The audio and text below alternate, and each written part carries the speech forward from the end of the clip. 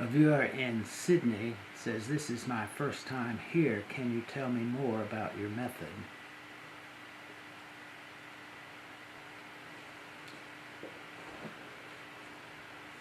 Perhaps the topic of spiritual transmission is what you need to hear.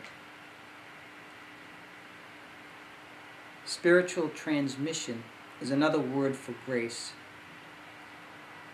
It's another word for, or phrase for,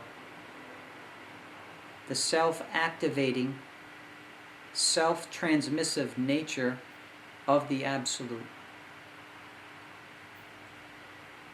That's the foundational notion that embraces my teaching. That's how this teaching actually succeeds. It does require both of us to participate on an individual level. I come here, I sit here, I talk. You come here, you sit where you are, you study what's going on, you think about what's going on. That's enough to bring your energy into the process of spiritual communion with my own activation, an activation that's beyond time and space. And that process is called transmission. It doesn't mean that there's a deliberate transmission, something that I do. Absolutely not. It's that awakened consciousness itself spreads like a wildfire. You've seen a wildfire that's out of control? It just goes over the hills. You can't stop it. It's runaway. Consciousness also is runaway with its own intensity in a realization like my own. There's no my in that realization, and I don't own it, but language itself prohibits a clear and clean discussion of what this is about. It's inherently egoless. It's inherent egolessness. The teacher is consciousness. The teaching is consciousness.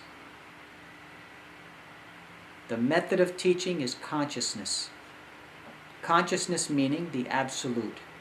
I am not using the word consciousness the way Nisargadatta Maharaj uses it in his writings.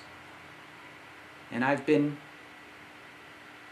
unfortunately, wrongly criticized for this on some of my YouTube clips. People who are ardent believers in the terminology of Nisargadatta Maharaj. They have complained that I equate the words consciousness with the Absolute. And my response to them is, it's too bad. I am not Nisargadatta Maharaj, nor do I bow down to his language. I create my own language fresh out of my own experience and realization. Always fresh, never stale, never secondhand. Never based on something someone else said or what someone else may have written. So I'm trying to give you a nice clarification here of my own teaching method, first in talking about it on its own merit, and then by virtue of comparison to potential difficulties of trying to mix my teaching with another teaching. So I think that the best method is for you to stay clear about how I present my teaching, and also taste the spontaneous nature of awakening as it breathes itself into other beings, as it breathes itself into your experience, and we begin to have a genuine and sincere spiritual connection, based on realization, not based on belief. The viewer comments, "Thank you for the explanation of transmission is exactly what I wanted to hear about."